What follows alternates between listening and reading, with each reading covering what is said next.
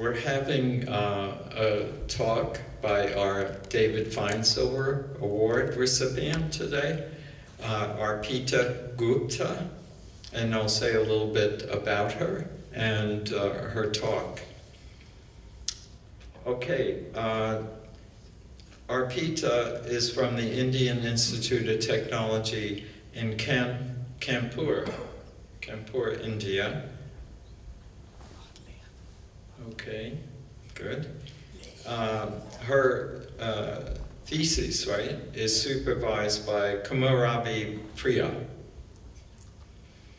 And it's a talk about appreciating the potential lens of the concept of loss, and there's various aspects to that I'll mention in a minute, in bridging the gap between the lived experiences of perceived understandings of SMI, is the term she uses, severe mental illness. SMI are traditionally viewed from a lens of illness, highlighting clinically significant signs and symptoms, dysfunction, and disability. However, the realities of people with SMI are replete with accounts of struggle and suffering, consistent with altered sense of self, ipseity, as Parnas and Louis Saz would say, denied opportunities, broken connections, and continuous alienation. Utilizing the lens of loss, which makes a lot of sense to me, makes visible changes in identity, relationships, current opportunities, and future aspirations. That's a very good point in SMI. Moreover, the biomedical focus on symptom amelioration in recovery might lead to a loss of complexity of the experience of the suffering and the illness, in turn augmenting the irrecoverable losses that people with SMI experience. Even though mental health professionals are increasingly acknowledging the need to foreground subjective experiences and phenomenology, the gap between the lived experiences of people and the reductionist discourse of biomedicine is far from abridged. Hence, emerges a need to explore the points of connection and disagreements between the meaning-making of people living with SMI and the understanding of clinicians, of mental health professionals. This paper will present accounts of 5 individuals living in, she calls it a halfway house, in the States, in New York we call it a psych residence, due to SMI, and 5 individuals living in the community with SMI. A phenomenological analysis of their narratives will be juxtaposed with the narratives of 10 clinicians, 10 mental health professionals from different therapeutic situations. The implications of the findings for research and clinical engagements will be discussed. Furthermore, the paper shall articulate the possibilities offered by looking at phenomena through the lens of loss, which would include personal loss, interpersonal loss, social and structural, for people living with SMI and those providing their care. Now I introduce to you Arpita Gupta.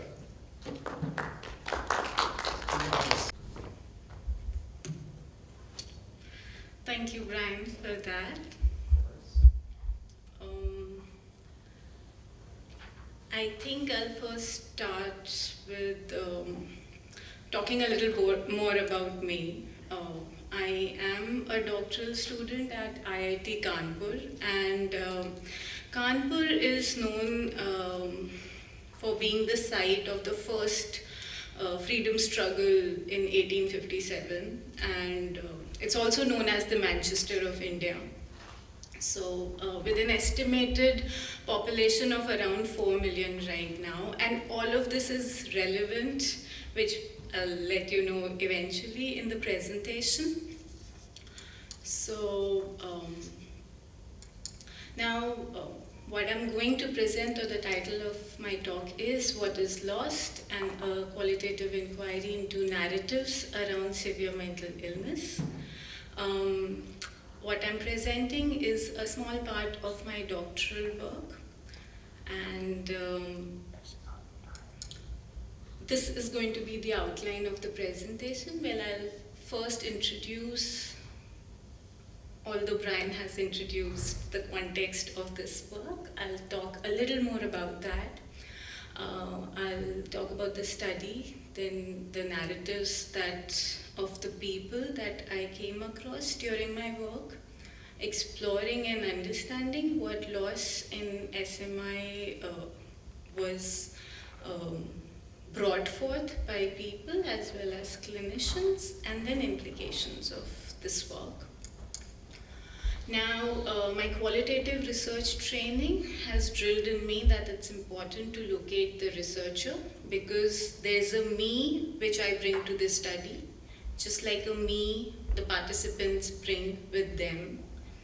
And the backdrop of this me, there are certain things during my research work which becomes visible to me, and because of this me, there are certain things which will never become visible to me. Okay, what I mean by that is, I am an upper caste, middle class, married woman. And what these 6 words can be summarized as is privilege. I belong to an upper caste in India, which basically means that I have not faced the discrimination and the stigma that lower caste people in my country have to go through. I've been brought up in a middle class where the struggles of my parents to maintain certain economic status has freed me from the struggle of survival and has given me a real chance of upward social mobility. I'm a married woman, and which basically means that I am free from the vulnerability, one, of being a woman in a country like India, which is most of the times a status which requires to be safeguarded. You need security by men of your family. Being married gives you that security. And all of this becomes important because it is in this context that when people experience psychosis, it is in this context when people have mental illnesses. Mental illness is, it becomes even more difficult to go through life or to deal with illness when you come from a lower caste, or when you come from a lower class, or when you are a woman, or when you are single. So the other thing is, I'm a clinical psychologist. I've been trained at a hospital which was established 100 years ago in the eastern part of the country by the British Empire then. And training in clinical psychology in my country means that I've gone through a 2-year course of rigorous training with required number of caseworks and psychiatric assessments, required number of hours of therapeutic intervention and supervised work before the degree being granted to me. And after the end of 2 years, I was supposedly ready to go out and help people. But I think I want to talk about this one case, this one person that I had an opportunity to help, and an opportunity where I failed to deliver while I was being trained as a clinical psychologist. So in our training, as is true maybe at a lot of other places, we have to do case presentations to learn better. And there is this person who comes to this institute because the doctor in his village and the priest in his village has failed to help him as far as his condition is concerned. And what's the most significant thing that was bothering him was that he was the sole earning member of a family of 6 people in a village, and his situation was not letting him work, was not letting him earn money. So that's why he traveled more than 100 kilometers along with his family to this hospital so that there could be someone who can help. And what he was displaying in terms of symptoms and pathology was found to be so interesting that we took him as a potential candidate for a case discussion. And being the clinical psychologist on the team, it was my responsibility to do all the psychometric assessment and to formulate an intervention program. And in a span of 1 week, I did almost 6 tests, 8 to 9 scales, applied 8 to 9 psychometric scales, tests including MMPI, Rorschach, TAT, Luria, Nebraska neuropsychological battery, in a span of 1 week. And at the end of it, when we had the case discussion, and imagine the hope of the person and the family that, so many people, so many clinicians are filled in one room discussing his problem, and there's going to be a solution, right? So it happens, and after the discussion, what is decided is he does not need medicine. Amazing, right? Given his socioeconomic status, it would be difficult for him to be on a continuous regime of medicine. Also, but then what is also decided is that what he needs is therapeutic intervention. He stays 100 kilometers away from this place. If he has to come for continuous intervention, it still requires money. 2, if he comes, who's going to earn? And we try to tell him that, we suggest to him that he can stay back for some time. We can have an immediate intervention, and then he can follow up, which he complies, obviously, because we know better. We do that, he goes back, comes back for follow-up after 2 months. Things are still the same, and all he says is, give me some medicine, because what you're doing is not helping, and what he thinks will help is a medicine. What will probably also be more easier for him would be just buying a pill from somewhere near his house, then to travel 100 kilometers every time he needs help. And this one person made me so frustrated with all my training, because it's a reality of at least half of the country. It's a reality of the lower class people, of rural population in my country, where the facilities, one, are not available. 2, if they are available, they are beyond their reach. And moreover, a lot of times, my training taught me to identify the signs and symptoms, to make a diagnosis, to have an intervention plan, to apply those techniques to help the person. But I am in effect not helping them, because I'm not even listening to the person. All I was taught to listen to was the symptoms and the illness.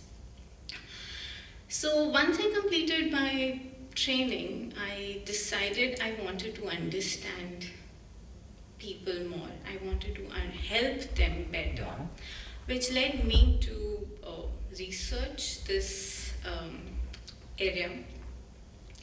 And so I'm a mental health researcher right now. Hopefully would be completing my work, and hopefully it would have some meaningful impact for people in my country.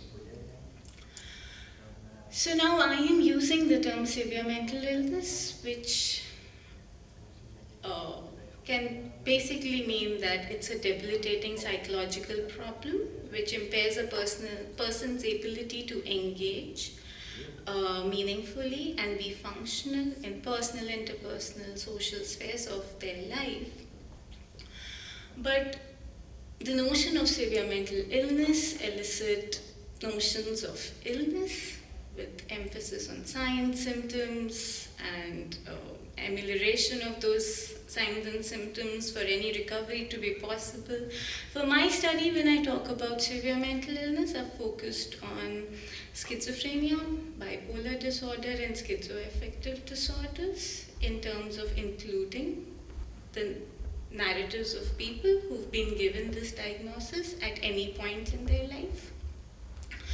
Now, severe mental illness, from a layman's perspective, brings in expectations of cure, because an illness is something that one gets cured of. So the moment a layperson comes to a doctor and they are being told that it's a mental illness, illness is something that gets cured. And so it gives them respite in terms of at least knowing what they are going through right now. But then, when they find no cure, it is a hopeless situation at the end. Now, with severe mental illness, there are notions of dysfunctions and disability, where there's loss of ability to carry out day-to-day living, self-care, education, employment, social participation. So, and this is something that I've been trained to look at when I look at the lived experiences of people. But then, I thought, if you're talking about so much loss, and loss of insight is something that's the most talked about in the clinical sphere, and that was something that I was taught to evaluate to see if the person is making progress or not, right? So then if loss is such a prominent theme, why aren't we seeing it from a loss perspective? William Harvey defined loss as an experience of reduction in personal, material, and or symbolic resource of an individual. But William Harvey also talked about that for any experience to be considered an experience of loss, there has to be a subjective and objective marker to it, meaning that the experience should be subjectively experienced as an experience of loss, as well as objectively looked at by other people in their surrounding as a loss. So if I, as a clinician, say there's a loss of insight, which is an objective marker, if the person does not feel that there is an insight loss, it's not loss, according to William Harvey. Similarly, if a person feels that they have lost people around them, they have lost their family members, they've lost the goodness in the relationship, but the family members don't think that has happened, there is a distinction in the subjective and objective markers, and that is not then loss. But I'm not really sure. So I went to literature to see what existing research has to say about it. Now, one Amy Baker in University of South Australia, she talks about 4 dimensions of loss. That's the first 4 of them. She says that people with mental illness experience loss in these 4 dimensions. A sense of self is lost, there is loss in relationships, there is loss in the dimension of opportunities and future aspirations. Similar to this, Catherine Stein at Bowling Green State University in USA, she's developed a scale to assess personal loss from mental illness, which has some 20 questions which help you identify loss in 4 spheres similar to these 4 dimensions. Now, when we talk about complexity of illness experience and how that might be lost in the context of mental illness, Pascal and Sagan from Australia, they said that given the survivor movement and all the focus on the individual narrative and the person-centered nature of policies that are coming up, there is a possibility that the complexity of illness experience can get lost in our efforts at focusing on the person. But then a lot of times, are we really focusing on the person? So for the study, I decided to explore if people in my context are experiencing loss because of their diagnosis, because of their illness status, or because of their lived experience. Also because as a mental health professional, a lot of them would say there's a loss of cognitive ability, loss of energy, loss of productivity, loss of insight. Family would say there is loss of self, there's loss of relationship, we've lost the person that used to be there to the illness. But there's nobody in, at least Indian context, saying what the person feels if they have lost. So a phenomenological approach helped identify phenomena of loss as perceived by the people with lived experience. And that's why this approach was taken for the study. Now, 10 people with lived experience, 5 from a halfway home and 5 from community, and narratives of 10 mental health professionals were elicited. Semi-structured interviews as well as unstructured interviews were done, and multiple interviews were done with people so as to understand their experience. Whatever understanding was elicited, I went back and confirmed with them if this is what they meant. But the main thing that the entire interview was around was to answer the question that is something lost due to SMI. Now, where did the study take place? Just to let you know the context a little more. So it's situated in India. The small red dot points towards New Delhi, which is the capital of India. Now, why did I do it? Why is the data from Delhi and not Kanpur? And it's from Delhi and not Kanpur because there is zero rehabilitation center in Kanpur. There's a government hospital where there are psychiatrists. There are private psychiatrists with their clinics. There are 1 or 2 private psychiatric hospitals. There are 0 psychiatric social workers, 0 clinical psychologists that are working in Kanpur. And it's not a small place. It has a population of around 4 million right now. And given the incidence of the illness, there are enough people in Kanpur and around to need these services, but there are none. So in order to explore what the experience of people in rehabilitation places and in halfway homes is, I had to go to the national capital of the country. I'm not saying that it's there only in New Delhi. There are pockets in India where such facilities are available, but it's not available to the masses. So now in New Delhi, this is a picture of the halfway home from where there are 5 narratives that I'd be talking about. Now this halfway home is established for the rehabilitation of people with lived experiences with the aim to integrate them back with family and community.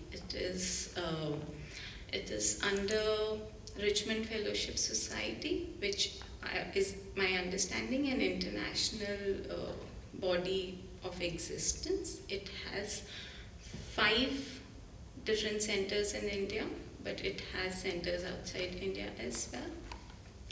However, the ground realities at this place are that it has become a home to people belonging to upper class who can afford to be here, and most importantly, either they no longer have family members who can support them, or these are people whose family members feel incapable of taking care of them in their own homes. So this halfway home is a place where these people can be put so as to not to have to deal with them and their illness. The second place from where I've been able to contact people living in the community with their own families is a community integration center, which is run by a non-government organization, again in Delhi. Now, what this organization makes possible for these people is they provide a space and a place where they can engage in different activities on a daily basis, explore different skills, contribute towards community awareness programs run by this organization, come in whenever they like, don't come in if they don't like to, stay as long as they want.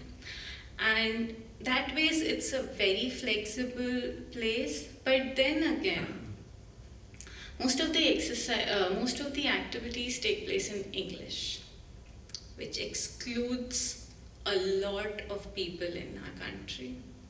It's accessible through none of the public transport in the city, which excludes a lot of people who cannot afford to hire transport personally for themselves. Okay. Coming to the mental health professionals whose narratives are there are narratives from 2 psychiatrists, 3 clinical psychologists, and 5 community workers or social workers.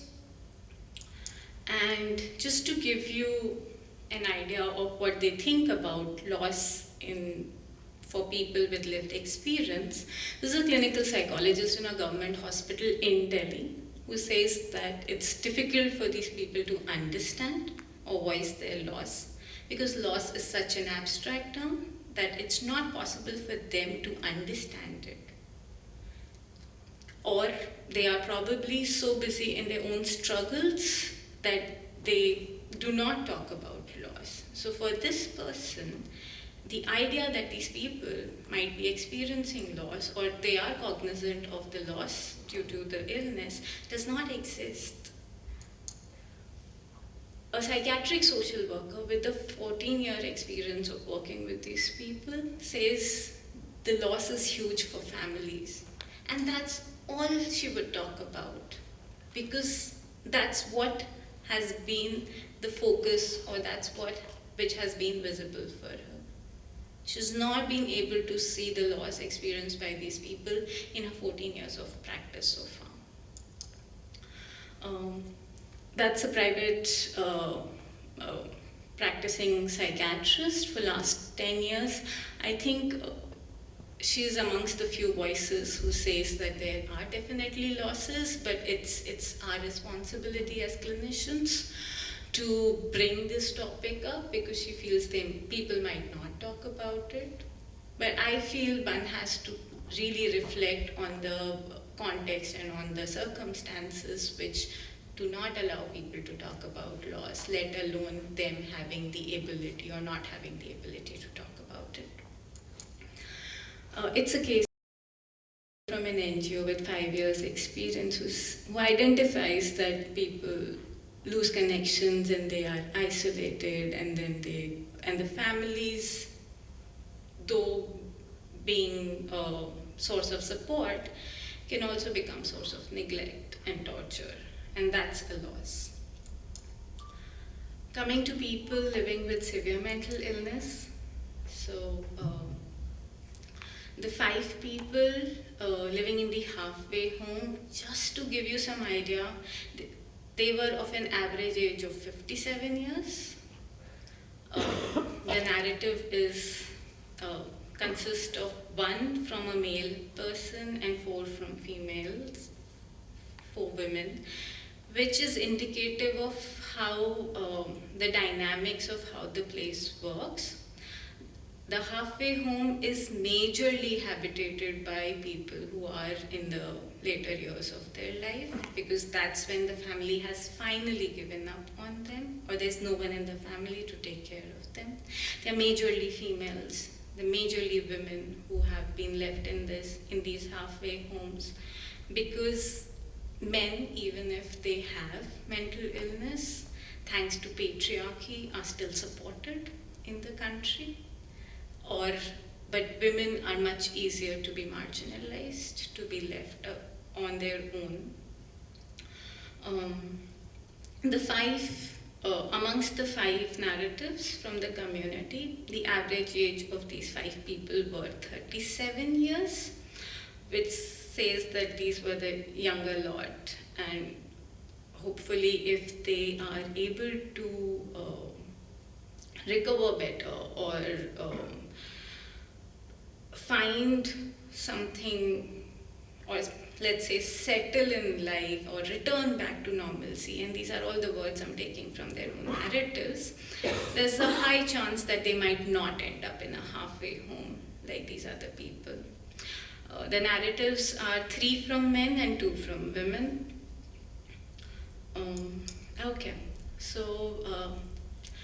This is one of the narratives from a woman who's 56-year-old, stays in a halfway home. She's been divorced twice.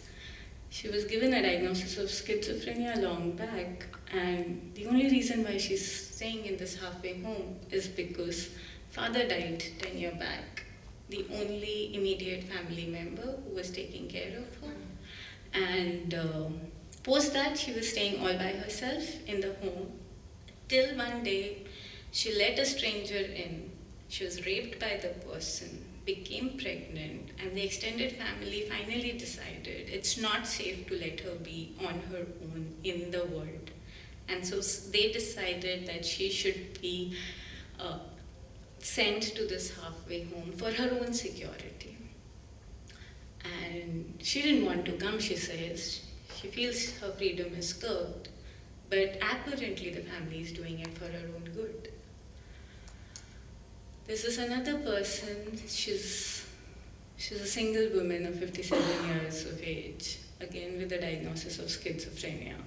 She has a family staying just 30 kilometers away from this halfway home. And while I was talking to her, it was around the time of Diwali, which is a major festival in India.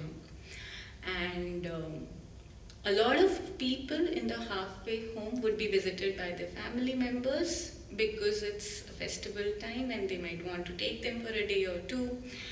But her family decided she's not healthy enough to be brought back for the event, and she talks about how she misses being at home and not having to partake in the festivities.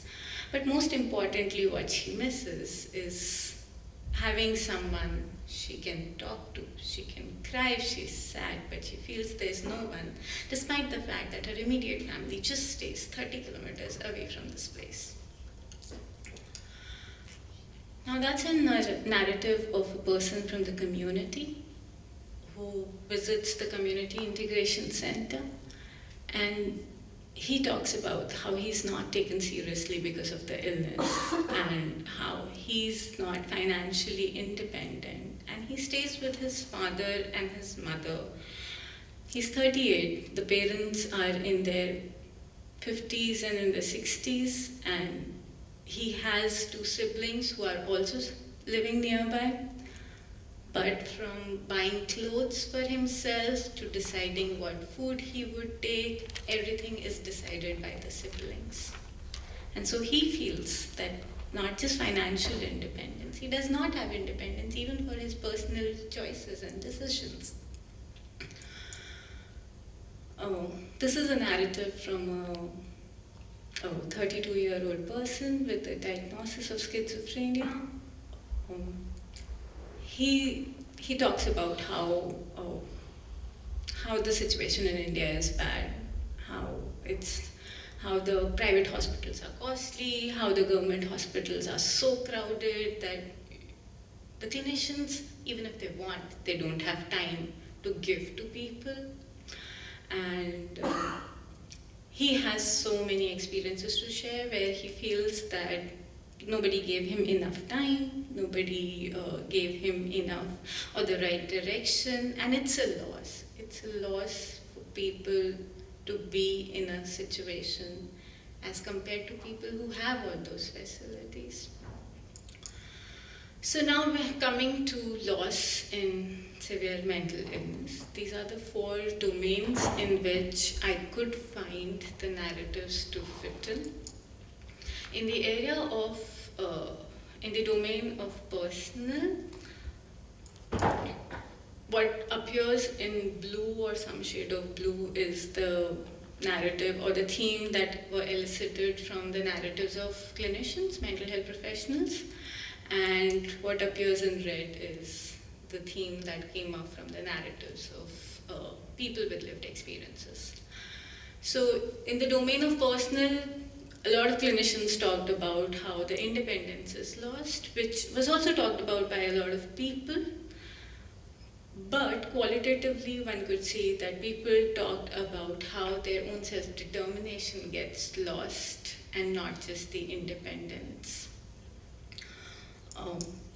There are so many other areas. People would talk about lost opportunities, clinicians, loss in self-care, loss of insight, the most prominent theme, loss of motivation, and the 4 things, they accept opportunity. None of the people with lived experience focused on insight, motivation, or self-care. That's not the experience of loss that they were narrating to have experienced. What they talk about is how they've lost their own identity, what they used to be, and what they cannot right now, who they used to be. The loss of confidence while doing things or while interacting with people. More importantly, they talked about a loss of wholeness. You see a lot of compartmentalization, and where you can see that they would say, I am doing this perfectly well, but this is the area that I cannot, and I've been struggling to handle, but it's not happening. Coming to interpersonal domain, marriage. Like I said, it's an important thing in India. A woman being educated in some areas is actually determined by the family members' will or intention to get her married well. So a lot of time education is given or allowed so that the woman gets married to a really good guy. So marriage is a big thing in the Indian culture. And when it comes to mental illness, a lot of clinicians talked about how because of the mental illness, marriages get broken, or people do not want to marry people with mental illness, or there are so many lawsuits, and which is, I'm sure, realities elsewhere in the world as well. But when we come to people with lived experience, 0% talked about the importance of being married or not being married. What they talked about was how there's loss of intimacy. They have no one to be intimate with. They have no one to share that bond which marriage allows, maybe apart from security and a lot of other things. And which just points out towards the qualitative difference that exists in understanding between clinicians and people with lived experience. Now, interpersonally, a lot of focus was on families and caregiving burden and how families, they lose empathy over the time because of chronicity and because of the severity of the illness, and how relationships get lost, whether it's family, friends, co-workers. What people talked about was not loss of relationships. They talked about the loss of goodness in relationships. They talk about how family members or friends decide to become estranged, how because of what they did or because of any altercation that happened in their past, what was once good in terms of relationship with their brothers or their parents or their siblings has been marred. They talk about loss of connections with the society and not any particular relationship. Also, there are accounts of how, because of illness, a lot of time personal privacy gets lost because, so there's this one person who say, I go meet this clinician and he'll ask me about my sexual life. Who does that? Nobody's doing that to my family. Why am I being asked about my sexual life? Does anybody ever ask him about his sexual life? So that's another thing, as a clinician, I can justify the question, saying that it's important for me to have an overall understanding of this person. But then you are taking away something from people when you are doing that with that justification. Coming to social area. So social acceptance is something that gets lost, according to clinicians and mental health professionals. But people talked about how they lose credibility, how people will not take it seriously, how people will not entrust them with things, with tasks, with information because of their illness status. A lot of losses reported or understood by mental health professionals were in the context of lost social support, the existing stigma, loss of respect for these people, loss of social appropriateness because of the illness. Whereas people talked about how they have lost normalcy, a normal trajectory of life, the way they existed in the society. What's also interesting is a lot of narratives revolved around how they have lost the ability to participate in society, not because of them, but because society wouldn't allow them that participation. There are not enough avenues where these people can coexist with people who are supposedly normal. Another theme that existed was how people grieved their loss of not being able to contribute to the society the way they had wanted to. And that is something nobody's acknowledging within the group of clinicians. They are not seeing that these are people who are aware of their own potential to be socially contributive members of society, and because they are not able to, it's a loss for them. It's something that they are mourning, it's something that they are grieving. Finally, in the structural domain, here I am basically focusing on the therapeutic structures that exist because that's what a lot of narratives have focused on. Clinicians talked about how there's not enough sensitized and trained professional help in the country, so that's a loss for these people. But in the narratives of the people, they're very aware how the healthcare system is inadequate in the country. There are narratives of apathy from the clinicians towards these people. And so initially, when clinician says that loss is too abstract a thing for these people to verbalize or to understand, they are very aware of the dynamics that exist in the healthcare system. Now, at structural level, there are losses because of the policies that are not doing probably enough for these people, thanks to the mental health care bill. They do not have right to property. There is loss of jobs because of the illness. They also lose any control over their own treatment, because that's how the healthcare system is in the country. So, as opposed to all these narratives by the clinicians, people with lived experience talked about how there is not enough economic support for their need, how there's a competitive environment, and how there are not enough accommodative structures in terms of sports facilities or hobby groups, or for people to mingle with other people, and that's a loss that they report.